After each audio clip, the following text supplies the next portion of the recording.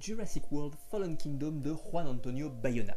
Avant de venir sur le film justement qui vient tout juste de sortir, que j'ai vu hier pour le coup, donc c'est si vous voulez une réaction quasi à chaud, si je puis dire, j'ai juste une nuit pour cuver un petit peu tout ça. J'aimerais revenir rapidement sur ma relation avec la saga Jurassic Park, qui est une saga déjà à l'origine que j'aime beaucoup, de manière générale quand même, malgré si vous voulez le côté très entendu de la saga, mais c'est quelque chose qu'à chaque fois je vais accueillir avec beaucoup de bienveillance et beaucoup d'amour, parce que quand même je pense que c'est une saga dans l'ensemble qui est quand même guidée par un certain amour de ce qu'elle est en train de faire. Donc je trouve que ça au moins ce mérite là. C'est une saga que je trouve dans l'ensemble pas cynique à aucun moment, même s'il y a vraiment des gros ratés. Alors je reviens quand même sur le premier opus en 93 de Spielberg, qui est un film important, où je donnerai la note très simple de chef-d'œuvre sur 20, parce que pour moi c'est un film qui ne vieillira jamais, contrairement à ceux qui sont après. Malheureusement, je trouve que les suites de Jurassic Park, paradoxalement, vieillissent et vieilliront certainement plus vite que l'original. Parce que l'original a quelque chose d'intemporel. En termes techniques, c'est assez monstrueux. Il y a un travail sur les animatroniques mixé à la mise en scène de Spielberg, justement, qui crée vraiment cette consistance des dinosaures qui est absolument géniale. Il n'y a pas grand chose à dire de ce film là, si ce n'est que c'est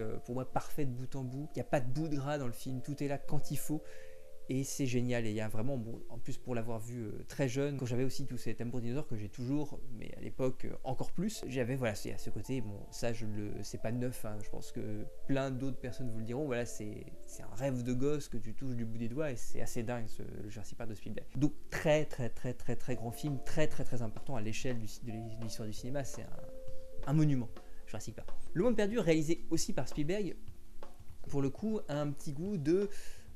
j'avais pas trop envie d'y aller sur 20, c'est grossièrement ça, c'est-à-dire que Spielberg n'avait pas forcément envie de bosser sur ces suites-là à l'origine, il y allait quand même parce qu'il fallait y aller. Il y a du plaisir dans le film, on sent toujours l'amour de Spielberg pour ses personnages, pour son univers, pour les dinosaures de manière générale, mais tu sens qu'il y a des trucs qui vont pas, c'est-à-dire qu'en termes de mise en scène, il y a vraiment des passages virtuoses dans Le Monde Perdu. Le film est assez dingue visuellement, mais à côté de ça, en termes scénaristiques, c'est assez catastrophique, c'est vraiment très mi-figue mi-raisin, pour revenir à ce que j'avais dit dans la dernière critique, c'est vraiment ça. Il y a quelque chose d'impressionnant, il y a toujours ce côté de gosse qui se retrouve face à son rêve, son fantasme ultime, qui sont ces dinosaures-là, qui sont filmés avec beaucoup d'amour par Spielberg, mais ça fonctionne pas sur la longueur, et puis bon, il y a des grands moments de gênance dans le film. Je pense qu'on va pas rabâcher ces séquences-là, mais ne serait-ce que la séquence des barres parallèles avec les raptors, qui est relativement catastrophique, et qui est une sorte de non-sens dans l'ensemble du truc, ça fonctionne plus. D'ailleurs, le film se décale progressivement, faut pas oublier que le premier Jurassic Park avait quelque chose du film d'horreur dans une certaine mesure, et je trouve que justement Le Monde Perdu perd beaucoup de ça, c'est dommage. C'est vrai qu'il y a des séquences assez dingues dedans, hein. Je pense à la séquence de la caravane qui est brisée justement par des éléments de quick relief qui sont assez ridicules, mais voilà, cette séquence là en termes de mise en scène elle est monstrueuse. Donc Le Monde Perdu, malgré tout intéressant et quand même cohérent avec ce qui précède, malgré tout. Ça reste un film qui est dans la filiation de ce que Spielberg avait fait quelques années plus tôt. Arrive Jurassic Park 3, qui est peut-être le plus gros problème de la saga, auquel je donnerais la magnifique note de Spinosaur sur 20, parce que pour moi le Spinosaur il est symptomatique en fait de l'ensemble des problèmes de Jurassic Park 3. C'est pas un mauvais film en tant que tel, que je ne déteste pas, j'ai pas de détestation, mais c'est un film qui est profondément raté. C'est réalisé par Joe Johnston, rien ne fonctionne dans le film de façon générale, avec quelques séquences intéressantes ça et là, mais c'est, si vous voulez, toute la substantifique moelle des deux premiers Jurassic Park, en tout cas ce qu'il en restait dans le deuxième, c'est complètement évanoui. Il y a des idées justement, on sent beaucoup aussi d'amour du côté de Johnson pour faire ce film là, on sent qu'il y a encore une fois il n'y a rien de cynique dedans, mais ça fonctionne pas. Il y a quand même la boucle qui est bouclée avec les Peter Pan, qui ramène au Hook de Spielberg aussi, mais ça me fait mal parce que c'est le Hook de Spielberg, un film mal aimé comme un peu Jurassic Park 3 est aussi un film mal aimé, avec le Spinosaur, avec le téléphone dans le bide qui sonne régulièrement et qui alerte justement de son arrivée, comme dans Peter Pan et le crocodile, le capitaine Crochet. Donc il y a tous ces petits trucs là qui sont plutôt rigolos, qui sont des gimmicks sympas, mais sur l'ensemble du film, il n'y a rien qui fonctionne en fait. C'est un film qui est assez catastrophique, assez à côté de la plaque. Pour prendre un truc beaucoup plus simple, pour moi la mort du T-Rex dans les 20 premières minutes du film, et qui est terrassé par le Spinosaure, qui sera jamais finalement un personnage parce que je parle vraiment de personnage qui sera iconisé au point du T-Rex dans le film. Johnston n'arrive pas à iconiser son Spinosaure, et pour moi le Spinosaure est le gros problème du film aussi fondamentalement. Et puis après ce qu'il fera aussi des raptors, et avec l'idée de l'anthropomorphisme qui va développer un petit peu, justement, qui sera le problème aussi de Jurassic World dans certains points. Donc Jurassic World ensuite, film pour le coup je trouve beaucoup plus intéressant, principalement sur sa première heure que je trouve extrêmement intéressante et qui réitère un petit peu ce côté du rêve de gosse qu'on avait dans le premier. C'est consciemment tout ce qu'on voulait voir, c'était le parc en marche aussi, c'est ce que sous-entendait avant la catastrophe Jurassic Park. Là on a vraiment cette idée que on se rapproche encore de ce rêve avec un parc contenant des dinosaures. Donc c'est vraiment intéressant pour ça. Voir aussi le parc rempli, se faire massacrer par un dinosaure, ça c'est super cool. Je pense que la scène de la volière dans Jurassic World, pour ce coup, elle est vachement efficace dans le film, et elle témoigne vraiment de ce qu'on a envie de voir, à savoir des foules de touristes se faire massacrer par des dinosaures. Donc ça fonctionnait assez bien aussi. Donc je dirais que la première heure, le premier acte et le second acte étaient vraiment intéressants. Malheureusement, le troisième acte, à mi-chemin, si vous voulez, commençait à perdre, et principalement dans son gros souci qui est de jouer la carte de l'anthropomorphisme, de faire dialoguer quasiment les dinosaures à l'image. Ça fonctionne beaucoup moins. Ceci étant dit, il y a tout un fond aussi que je trouve très intéressant dans le film de Colin Trevorrow, pour le coup. Donc c'est le deuxième film, me semble, puisqu'avant il avait fait un petit film indépendant, et donc Spielberg a pris son temps pour ce film-là. Il y a quelque chose d'intéressant quand même aussi sur le fond, un parallèle qui est fait avec l'état du blockbuster actuel, au fait que les spectateurs ne sont plus impressionnés par grand-chose, et donc on est obligé, les dinosaures ne sont plus impressionnants. D'ailleurs, on remarquera tout le début du film, les dinosaures, et notamment le T-Rex, n'est même pas filmé, c'est-à-dire qu'on voit juste un morceau de T-Rex derrière une foule en train de prendre des photos, et il y a une partie derrière de la foule qui ne le regarde même pas, et qui est plus sur téléphone qu'autre chose. Donc on n'est plus impressionné par ça, donc on est obligé de créer autre chose. On est dans la surenchère, et c'est parfaitement ce qu'est allégoriquement ou métaphoriquement, si vous voulez, métaphoriquement, l'Indominus Rex. Il y a tout ce pan-là qui est intéressant. Il y a ces personnages qui sont finalement assez attachants. Je pense au personnage qui est joué par Chris Pratt, d'Owen, le dresseur de Raptor, que j'aime bien aussi, qui a à côté évidemment Indiana Jones aussi, mais je trouve qu'il fonctionne assez bien. Chris Pratt est assez attachant. Et puis le personnage qui est joué de Claire, qui est joué donc par Bryce Dallas Howard, aussi est plutôt sympa, et je trouve que ces deux personnages tiennent assez bien la route. Leur relation, aussi classique soit-elle, fonctionne assez bien, et finalement on a pas mal de plaisir à les retrouver dans donc le film de Bayona. Donc Jurassic World, intéressant, je donnerais la note de mi-figue mi-raisin sur 20, mais avec un peu plus de raisin. Ouais, l'idée. Donc comme j'aime plus les raisins, c'est quand même plus vers le mieux quand même. Et puis arrive Jurassic World, Fallen Kingdom, réalisé par donc Juan Antonio Bayona, qui est un auteur, moi, que j'aime énormément, qui a commencé dans le cinéma d'épouvante en Espagne, avec L'Orphelinat, qui est un film absolument merveilleux. En fait, pour moi, il a une carrière jusqu'à l'or qui est sans vraiment, il n'y a pas d'échec, c'est-à-dire que pour moi, c'est une carrière extrêmement constante. Bon, le merveilleux Orphelinat, suite de The Impossible, qui est aussi une merveille de film catastrophe. Et puis Quelques minutes après minuit aussi, qui est un film absolument magnifique. Ce qui est intéressant, c'est que ces trois films-là, c'est un petit peu les trois facettes qu'on retrouve dans Jurassic World, Fallen Kingdom. Il y a vraiment trois facettes qu'on retrouve ici de Bayona, qui compilent un petit peu dans ce film-là, donc c'est vraiment intéressant aussi de ce point de vue-là. C'est vraiment un film de Bayona. Donc le film, pour le coup, a cet intérêt d'être un film finalement assez calibré en termes d'écriture. Je reviendrai pas sur toutes les... Enfin si, je reviendrai justement sur toutes les critiques qui ont été faites sur le scénario pour le coup de Fallen Kingdom. Oui, le scénario est calibré, oui, le scénario utilise parfois des grosses ficelles, voire des raccourcis un petit peu embarrassants parfois, mais finalement ce que le scénario raconte, c'est pas le plus important. Moi, ce qui m'intéresse, c'est ce que la mise en scène de Bayona raconte. Et là, pour le coup, il y a quelque chose de beaucoup plus intéressant. Donc rapidement, pour situer narrativement comment ça se passe, qu'est-ce que ça raconte. Sur Isla Nublar, donc après la catastrophe de Jurassic World, les animaux, parce que pour le coup, on les considère vraiment comme des animaux, sont livrés à eux-mêmes sur l'île, commencent à reprendre une vie, l'écosystème se reforme sur l'île. Malheureusement, il y a le volcan qui trône au sommet de l'île, entre en éruption, et l'île va être détruite. Donc la question se pose, et c'est ça qui est très intéressant, de savoir qu'est-ce qu'on fait des dinosaures. Est-ce qu'on les laisse crever sur l'île, ou est-ce qu'on va les chercher? Donc là, pour le coup, il y a tout un questionnement sur l'idée de porter aide ou pas aux animaux, etc., sur la question de la protection animale. Et puis moi, ce qui m'intéresse aussi, c'est la question des conséquences. C'est-à-dire que c'est un film qui traite des conséquences bien plus que les précédents. Et c'est ça que je trouve aussi intéressant comme angle d'attaque. On a joué à Dieu, on a créé des animaux, des créatures. Maintenant, quelle est ma responsabilité vis-à-vis de ces créatures-là? Et ça, c'est très intéressant comme questionnement. Alors, c'est un questionnement purement éthique, purement bioéthique, et ça, pour le coup, c'est parfaitement cohérent avec ce qui se passe avant, parce que j'ai entendu dire qu'il y avait des gens qui disaient que c'était incohérent. Non, c'est pas incohérent du tout, justement. C'est vrai dans la vraie filiation, encore une fois, de tout ce qui s'est passé avant. Plutôt que de voir les conséquences à court terme, est-ce que c'est dangereux ou pas, on voit les conséquences à long terme et puis les conséquences éthiques de tout ça. Donc c'est assez inédit comme questionnement, et je trouve que justement ça dynamite un petit peu le côté un peu calibré du film. Donc ensuite on va suivre le personnage de Claire, qui c'est depuis là où elle considérait les animaux comme des attractions dans le premier opus, là elle a viré de bord et plutôt dans la protection de ces animaux-là. Et elle va aller chercher Owen justement pour aller récupérer quelques espèces sur l'île. Tout ça étant fomenté par un milliardaire qui était justement ami avec John Hammond, avec qui ils ont bosser sur les premières expérimentations génétiques pour pouvoir recréer des dinosaures. Donc il souhaite les ramener dans son parc, il y a une sorte de grand réserve naturel pour ramener quelques espèces pour que les espèces ne disparaissent pas totalement. Malheureusement, grossièrement, rien ne va se passer comme prévu. Donc voilà, l'idée c'est, encore une fois, de voir les conséquences à long terme et puis de prendre ses responsabilités vis-à-vis de ces créatures-là.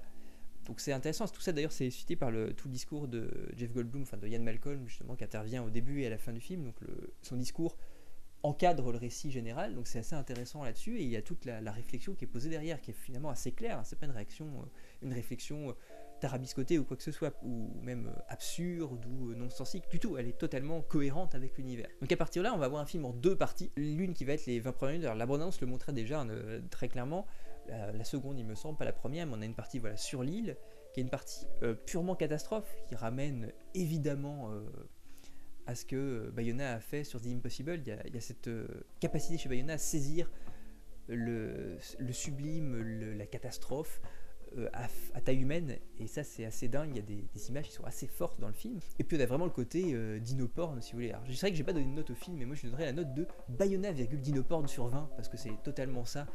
C'est-à-dire qu'il y a tout Bayona et il y a ce côté dinoporn. Alors il y a beaucoup de dinosaures, on a multiplié les carnivores, mais tout en gardant l'iconisation du T-Rex en fait, qui se fait jamais justement terrasser par autre chose. On a un Carnotaure, on a un Baryonyx, on a un Allosaure aussi qu'on voit un petit peu plus tard, donc on multiplie un petit peu les sources de prédateurs.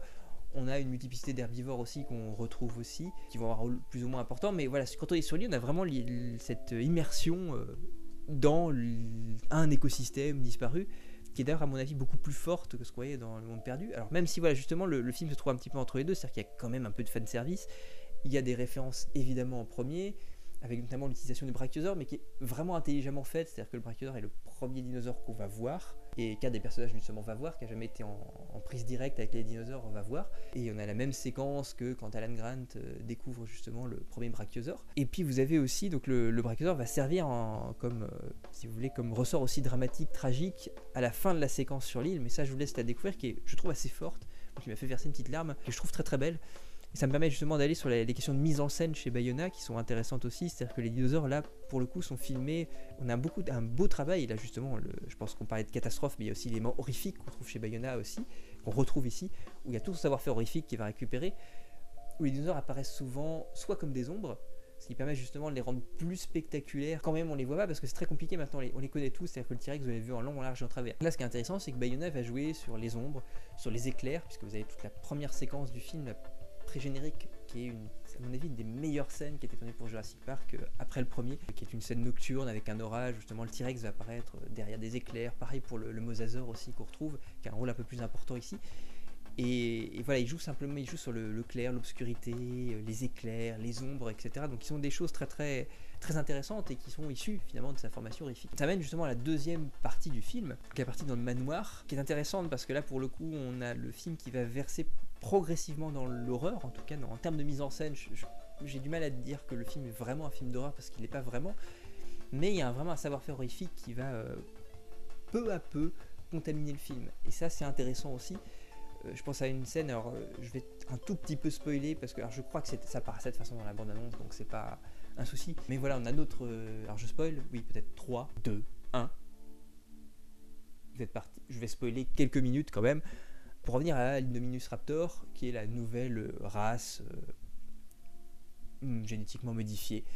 Et vous avez toute une séquence justement de cache-cache dans le manoir, qui fait très Resident Evil, et ça fait même des liens avec d'autres jeux vidéo comme Dino Crisis aussi. Vous avez vraiment une séquence de cache-cache avec une petite fille, puisqu'il y a le personnage de la petite fille. Je reviendrai sur la dernière partie de ma critique justement sur la petite fille, que je trouve être un personnage aussi intéressant. Et vous avez tout un plan donc avec l'Indominus Raptor qui la poursuit, qui passe sur le toit. Vous avez la caméra qui le suit, on arrive sur un balcon, la caméra se retrouve avoir un plan inversé, elle reprend l'orientation normale, la petite fille est cachée sous les draps, l'Indominus Raptor rentre, on a un plan qui se légèrement débulé. Donc, et puis on a un travail sur les ombres dans la chambre parce que ça passe la nuit, il y a de l'orage, il y a de la pluie, et vous avez quasiment une scène, là vous avez quasiment une scène gothique qui ramène à tout le fantastique anglais gothique, où vous avez l'Indominus Raptor qui rentre, qui monte sur le lit où la petite fille est face à lui.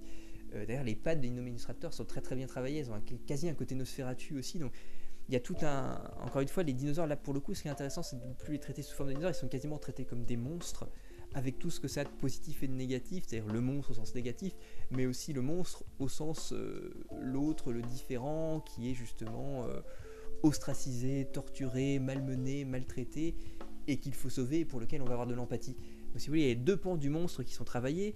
Là pour le coup je parlais d'Impossible pour la partie catastrophe, là ça me ramène aussi à quelques minutes après minuit. Bayona arrive justement très bien à travailler aussi sur des créatures, parce que fondamentalement il y a quelques animatroniques, il y en a certainement plus que dans Jurassic World, mais il y a quand même beaucoup aussi de numérique. Et Bayona justement arrive à rendre aussi très concret ces êtres numériques quand même malgré tout, en travaillant sur pas mal de détails, les mouches qui volent autour du T-Rex quand il arrive, ou d'autres dinosaures d'ailleurs aussi, l'Indominus Raptor qui à chaque fois qu'il marche met des traces dans le sol, donc c'est à dire que le numérique met des traces dans le concret, dans les décors réels, ce qui permet vraiment de donner quelque chose de très concret, donc c'est vraiment intéressant sur ce point là aussi. Donc pour revenir à l'horreur, voilà, vous avez toute cette mise en scène dans la dernière partie qui fait très, on revient, on a vraiment un retour au fantastique gothique qui est pas sans rappeler l'orphelinat. Donc si vous voulez, on a déjà ces 3 pans là, je viens d'évoquer The Impossible avec la catastrophe, la question du fantastique gothique qu'on retrouvait dans l'orphelinat, et puis la gestion des monstres qu'on retrouvait dans quelques minutes après minuit. Donc on retrouve tous ces pans là. Je vais rapprocher d'un dernier film aussi qui est 28 semaines plus tard, de Juan Carlos Fresnadillo, qui est aussi bon pour le coup un compatriote de Bayona, qui avait récupéré donc la suite de 28 jours plus tard, et justement qui avait qui a subi les mêmes critiques en fait quand il est sorti, à savoir un scénario fonction avec beaucoup de facilité, et c'est vrai, il y en a beaucoup de facilité. Je vous rappelle la séquence où Robert Carlyle entre pour pouvoir choper la seule personne qui est le patient zéro, la dernière porteuse du virus, et qui rentre comme ça, comme dans un moulin pour aller la voir, même si on m'a dit qu'il fait partie de la sécurité générale, mais voilà, il rentre comme il souhaite, grosse facilité de scénario, mais mise en scène de dingue. Encore une fois, c'est la mise en scène qui me raconte plus que le scénar. Le scénar est là simplement pour faire avancer le récit en tant que tel, mais derrière la mise en scène me raconte beaucoup plus. Donc tout ce que je vous dis, donc c'est pourquoi ces 2 films qui sont assez proches en fait finalement, 28 semaines plus tard et Jurassic World Fallen Kingdom ont le même point, je suis d'accord. D'ailleurs il y a des thématiques qui sont très intéressantes parce que c'est des thématiques assez similaires, la thématique de la paternité, l'enfance qui est confrontée à la mort, l'enfance qui est confrontée à la violence, etc. Il y a tous ces éléments là, la violence vue par le visage d'un enfant. Le film pour le coup là, Jurassic World Fallen Kingdom est beaucoup plus sombre que ses précédents, même s'il y a beaucoup plus d'éléments de comic relief. Il y avait vraiment un comic relief dans le film, un peu lourdingue parfois, qui a tendance un petit peu à saper le côté sombre du film, mais je pense aussi que c'était une gageure pour Bayona, ça lui permet de négocier aussi, d'être un peu plus sombre, mais à côté d'avoir quand même un contrepoids aussi comique. Le film est beaucoup plus sombre dans son ensemble, plus violent aussi. Je pense il y a la mort d'un personnage, je pense le personnage du chasseur qui est joué par Ted Levin, que ça fait longtemps que je n'avais pas vu, mais la dernière fois que je l'avais vu c'était dans La colline à des yeux de Aja, et ça fait super plaisir de le revoir là, qui joue un grand chasseur blanc, et qui a une mise à mort hyper brutale, et il y en a pas mal de mises à mort le film est assez brutal mais en général. Donc le film est beaucoup plus sombre, et je vais en venir au personnage de la petite fille qui est admirablement joué en plus, qui est un personnage vraiment intéressant, qui vole un peu la vedette d'ailleurs à tous les autres personnages, même si le personnage de Chris Pratt et de Bryce Dallas Howard fonctionne bien aussi, hein, leur relation est toujours plutôt sympathique dans l'ensemble, et ils sont plutôt attachants. Vous avez ce personnage de petite fille qui va intervenir dans Bayona, qui est typiquement le personnage qu'on trouve chez Bayona, qu'on trouve dans une certaine mesure chez Juan Carlos Fresnadillo dans 28 semaines plus tard aussi, le personnage du petit garçon aussi. Mais voilà, c'est un personnage qui est très hispanique, si vous voulez, cette petite fille, et ça je trouve ça assez cool. Moi qui fait beaucoup penser d'ailleurs au personnage aussi du petit garçon dans quelques minutes après minuit, et qui va être l'épicentre du récit dans le dernier, on va dire la dernière demi-heure, le dernier acte. Donc cet acte un petit peu horrifique justement. Et ce personnage-là est assez intéressant dans la mesure où et là pour le coup je vais éviter de spoiler, on va rester dans des choses un peu plus légères. Ce personnage-là justement a tout un passif qui va justement justifier toute la fin du film et qui va rendre parfaitement logique toute la réflexion qu'il y a derrière. Et ça je trouve ça super cool, c'est-à-dire que le personnage de la petite fille, quand bien même vous auriez du mal, enfin moi c'est pas mon cas, mais à avoir de l'empathie pour les dinosaures, moi j'en ai assez facilement parce qu'il y a la question de la cause animale aussi qui est rattachée. Il y a cette séquence très forte avec le brachiosaure aussi à la sortie de l'île. Il y a toute la relation avec Blue aussi qui est un peu plus travaillée aussi. Sans que ce soit trop... c'est intéressant, ils sont pas trop humanisés dans celui-là. Je trouve que justement il y a eu un frein mis sur la question de l'anthropomorphisme dans celui-là. Je trouve que ça l'est beaucoup moins. Justement, la petite fille va créer un petit peu le point de jonction entre les hommes et les dinosaures. Et ça, je trouve ça super intéressant parce que ça permet d'avoir vraiment une empathie particulière qui va se transmettre par la petite fille, qui va transmettre une empathie pour les dinosaures. Ce qui fait que la fin, et je vous laisse découvrir la fin justement, est parfaitement cohérente, fonctionne très très bien, et bon, laisse augurer, si vous voulez, c'est un cliffhanger quand même pour un troisième opus, mais je trouve que c'est assez intéressant, et finalement le film devient une sorte de rupture dans la saga, en fait, on part sur autre chose, et c'est intéressant aussi, c'est-à-dire que là, ça y est, la saga semble avancer, là où je trouve qu'elle patinait depuis quand même quelques temps, là, clac, on a un nouvel embranchement qui amène plus loin. Et là, ça devient, je pense, très intéressant, et ça peut devenir très intéressant par la suite. Donc c'est un film d'autant plus fascinant, je trouve qu'encore une fois que c'est un film qui a une... C'est vraiment un film calibré, que Bayona va arriver par l'intérieur à dynamiter, pour lui offrir quelque chose, une patte qui est finalement parfois bien plus indé que ce à quoi on pourrait s'attendre. Bien plus personnel que ce à quoi on pourrait s'attendre. C'est vrai que le scénario, encore une fois, est pas forcément génial, mais ce que Bayona en fait, ça fait que le film gagne énormément en épaisseur, en profondeur. Donc voilà, je n'ai dit déjà beaucoup, j'avais envie de vous en dire beaucoup plus, mais je vais m'arrêter là-dessus, sinon je ne m'arrête plus. Jurassic World Fallen Kingdom de Juan Antonio Bayona, je vous le conseille très très chaudement, parce que c'est un très beau film. J'irais même jusqu'à dire un très grand film dans une certaine mesure. C'est certainement, après le premier, mon favori directement, qui est rentré en top 2 dans la saga Jurassic Park. Voilà, difficile de détrôner le premier, mais voilà, là vous avez quelque chose de vraiment de très très bonne qualité, et encore une fois tenu par un réal, on va dire solide, et qui a une vraie patte et des vraies intentions, un vrai point de vue, c'est important, parce que voilà, le Johnston par exemple, Jurassic Park 3 n'avait pas vraiment de point de vue, là il y a un vrai point de vue, il faut oublier que le cinéma est un ordre du point de vue, donc là il a un vrai point de vue porté sur les choses, et encore une fois, quand bien même si de prime abord vous avez l'impression de quelque chose de calibré, en réalité, prenez un peu de recul, et même rétrospectivement, pensez au film, et découvrez à quel point il y a un point de vue dedans, un point de vue important et un point de vue posé sur les choses, et qui amène à moult digressions, je dirais diégétiques, mais aussi philosophiques, métaphysiques, éthiques, etc. Jurassic World, Fallen Kingdom, je vous le conseille très fortement encore une fois, courez-y parce que c'est très très très bon. Je vous souhaite une très très bonne journée, et puis je vous dis à très plus tard. N'hésitez pas à commenter au passage, hein, on a l'habitude, partager, si vous avez un point de vue différent, n'hésitez pas, au contraire, j'essaierai de vous répondre dès que possible. Bonne journée à vous donc, et à très bientôt, salut!